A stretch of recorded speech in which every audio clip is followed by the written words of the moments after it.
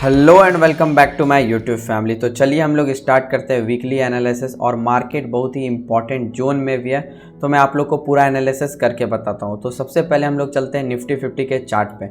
Nifty 50 के chart पे मेरा क्या पॉइंट ऑफ व्यू है, मैं आप लोगों के साथ यही शेयर करूंगा और वो भी अच्छे से शेयर करूंगा। तो निफ्टी 50 का सबसे पहले मैं चार्ट ओपन कर लेता हूँ। तो निफ्टी 50 जैसा कि बहुत ही क्रूशियल लेवल पे भी दिख रहा है और बहुत ही इंपॉर्टेंट जोन पे भी है। तो निफ्टी 50 का चार्ट मैं 30 मिनट्स पे ओपन कर लेता हूँ। तो 30 मिनट्स पे मेरा क्या पॉइंट ऑफ व्यू है, तो यहाँ पे जैसा कि आप लोग को चार्ट पे दिख रहा है, मैं आप लोग को ऑलरेडी बता चुका हूँ कि अगर कभी भी कोई भी रेजिस्टेंस पे आकर मार्केट बार बार अगर हिट करती है तो उसका ज़्यादा प्रोबेबिलिटी होता है कि मार्केट उसको ब्रेक कर देगी। तो यहाँ पे जैसा कि दिख रहा है, यहाँ पे एक बार अटैम्प्ट किया एंड सेकेंड टाइम अटैम्प्ट किया एंड थर्ड टाइम अटैम्प्ट किया एंड फोर्थ टाइम। अगर फोर्थ टाइम में अगर ये ब्रेकआउट करती है तब फिर हम लोग एक ऑल टाइम हाई भी आते हुए देख सकते हैं एंड निफ्टी को 18,000 भी जाते हुए देख सकते हैं। तो यहाँ पे जैसा कि आप लोग को स्क्रीन पे दिख रहा होगा कि यहाँ पे निफ्टी कहीं ना कहीं यहाँ पे एक ट्रेंड लाइन भी हो रहा है और यहाँ पे ट्रेंड लाइन को रिस्पेक्ट भी कर रही है। तो हम लोग को इस वीक यही देखना है कि अगर मार्केट इस रेजिस्टेंस को अगर ब्रेक करके अप जाती है तब फिर हम लोग को बाइंग का अपॉर्चुनिटी देखना है। अगर इस ट्रेंड लाइन को ब्रेकआउट करती है तब फिर हम लोग आते हुए नीचे भी आते हुए देख सकते हैं। तो यही है एनालिसिस इस वीक का। अब हम लोग चलते हैं निफ्टी बैंक पे।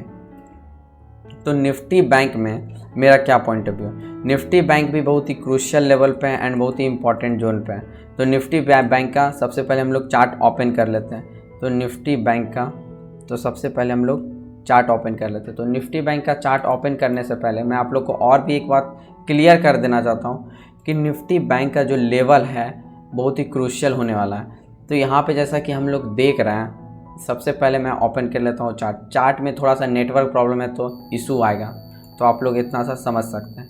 तो निफ्टी बैंक का चार्ट ओपन होने वाला है, तो उसके बाद हम लोग एनालिसिस करेंगे स्टॉक पे भी। तो 30 मिनट्स का इसका भी चार्ट ओपन हो गया।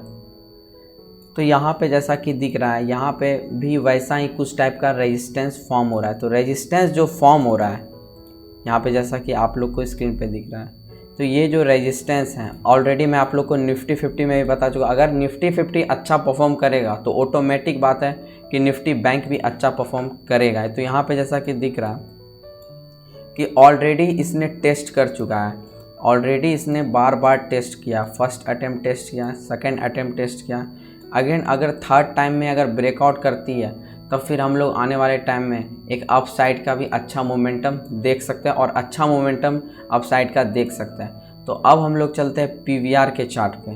पीवीआर का चार्ट पे जाने से पहले यहाँ पे भी आप लोग को ऑलरेडी दिख रहा होगा कि यहाँ पे भी एक ट्रेंड लाइन ड्रॉ हो रहा है और ट्रेंड लाइन ड्रॉ होने के बाद यहाँ पे जैसा कि आप लोग को दिख रहा है और कहीं ना कहीं इस ट्रेंड लाइन को मार्केट रिस्पेक्ट भी कर रही है। और यहाँ से कहीं ना कहीं अगर इस ट्रेंड लाइन का दोनों साइड में निफ्टी 50 में भी और निफ्टी बैंक में यहाँ पे जैसा कि आप लोग देख रहे हैं, फर्स्ट टाइम अटैम्प्ट किया, सेकेंड टाइम, थर्ड टाइम, तो दोनों टाइम अगर इस ट्रेंड लाइन का ब्रेकआउट हो जाता है तब फिर हम लोग शॉर्टिंग अपॉर्चुनिटी देखेंगे। अगर अभी हम लोग चल रहे हैं बुलिश मोड में, तो बुलिश मोड में हम लोग को सिर्फ और सिर्फ बाइंग ही अपॉर्चुनिटी देखना चाहिए।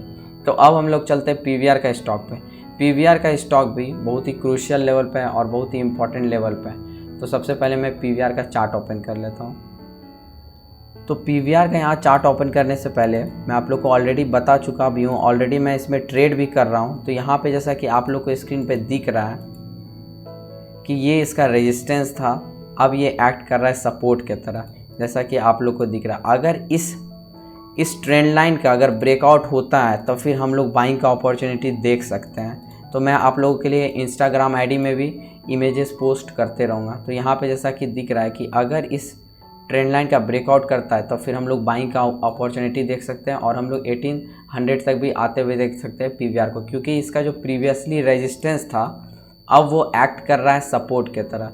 तो इसीलिए हम लोग बाइंग का भी अपॉर्चुनिटी इसमें देख सकते हैं। तो अब हम लोग चलते हैं विप्रो के चार्ट पे। तो विप्रो का चार्ट भी बहुत ही क्रूशियल लेवल पे और बहुत ही इंपॉर्टेंट जोन पे है। तो विप्रो का जैसा कि आप लोग के सामने पे चार्ट खुल गया है, तो यहाँ पे जैसा कि चार्ट में दिख रहा है कि कहीं ना कहीं मार्केट सपोर्ट ले रही है और कहीं ना कहीं बायर सब एक्टिवेट है, जैसा कि आप लोग को दिख रहा है। तो यहाँ पे जैसा कि दिख रहा है ये रेजिस्टेंस अब एक्ट कर रही है सपोर्ट की तरह। ऑलरेडी मार्केट इतना दूर तक फॉल कर चुका है, यहाँ पे जैसा कि दिख रहा है। फिर सपोर्ट लेने के बाद इस रेजिस्टेंस को ब्रेकआउट करने के बाद फिर मार्केट क्या की, फिर डाउनफॉल, फिर अगेन इसी जोन पे आई है। तो यहाँ से मेरा क्या पॉइंट ऑफ व्यू है, कहीं ना कहीं मार्केट में यहाँ पे हायर हाई और हायर लो का फॉर्मेशन भी हो रहा है और एक अच्छा मोमेंटम भी हो सकता है। तो यहाँ पे जैसा कि मैं आप लोग को ऑलरेडी चार्ट पे बता देता हूँ कि कहाँ पे बाइंग का अपॉर्चुनिटी आप लोग ग्रैब कर सकते हैं। तो मार्केट अप ट्रेंड में इसी तरह चलती है। तो अब नेक्स्ट मूव इसका यहाँ पे आने वाला है। तो यहाँ पे हम लोग देख सकते हैं बाइंग का अपॉर्चुनिटी और हम लोग यहाँ से अच्छा 10 to 11% भी ग्रैब कर सकते हैं। यहाँ से हम लोग बाइंग का अपॉर्चुनिटी देख सकते हैं। तो अब हम लोग चलते हैं रेमंड के स्टॉक पे। तो रेमंड का भी स्टॉक जो है तो बहुत ही क्रूशियल लेवल पे है और मैं भी इसको वॉच लिस्ट में रखा हुआ हूँ। इस वीक अच्छे से इसमें ट्रेड भी कर सकते हैं। तो यहाँ पे जैसा कि रेमंड का स्टॉक में दिख रहा है, ये जो लेवल था ये बहुत ही इंपॉर्टेंट लेवल था और मार्केट ऑलरेडी ब्रेक कर चुका है। यहाँ पे जैसा कि आप लोग को स्क्रीन पे दिख रहा है, ये लेवल ब्रेक कर दिया है। ये लेवल ब्रेक करने के बाद अब मार्केट को ये देखना है कि मार्केट अगर अप साइड ब्रेकआउट करती है, रेजिस्टेंस जो था अब वो एक्ट कर रहा है सपोर्ट की तरह। अगर इस ट्रेंड लाइन का ब्रेकआउट होती है अप साइड में तब फिर हम लोग एक बाइंग का अपॉर्चुनिटी देख सकते हैं और हम लोग रेमंड को 500 भी क्रॉस करते हुए देख सकते हैं क्योंकि यह एक अप ट्रेंड का स्टॉक है। तो अब हम लोग चलते हैं रोजरी बायोटेक। रोजरी बायोटेक भी बहुत ही इंपॉर्टेंट स्टॉक है और मेरा फेवरेट स्टॉक भी रहा है, ऑलरेडी आप लोग को पता भी है। तो रोजरी में भी एक जोन बन रहा है, मैं आप लोग को एक अच्छा वाला जोन दे देता हूँ जिसमें कि आप लोग अच्छे से ट्रेड कर सकते हैं। तो यहाँ पे जैसा कि चार्ट में आप लोग को ऑलरेडी बता चुका हूँ कि नेटवर्क प्रॉब्लम भी है जिसके कारण आप लोग समझ सकते हैं।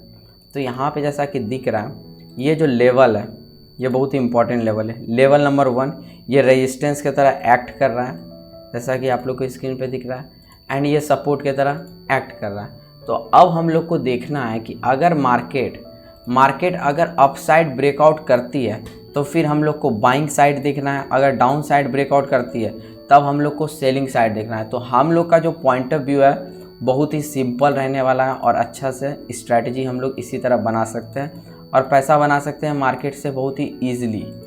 यहाँ पे जैसा कि आप लोग को स्क्रीन पे दिख रहा है, अगर डाउन साइड का ब्रेकआउट देगा तो फिर हम लोग डाउन साइड प्रेफर करेंगे, सेलिंग साइड प्रेफर करेंगे। अगर अप साइड ब्रेकआउट देगा तो फिर हम लोग अप साइड प्रेफर करेंगे। अगर आप लोग को मेरे एनालिसिस से कुछ भी लर्निंग मिलता है तो आप मेरे इस चैनल को सब्सक्राइब कर सकते हैं एंड मुझे भी सपोर्ट कर सकते हैं। अगर आपको मेरे एनालिसिस में कुछ भी प्रॉब्लम दिखता है तो आप मुझे कमेंट कर सकते हैं। Thank you for watching this video. Thank you.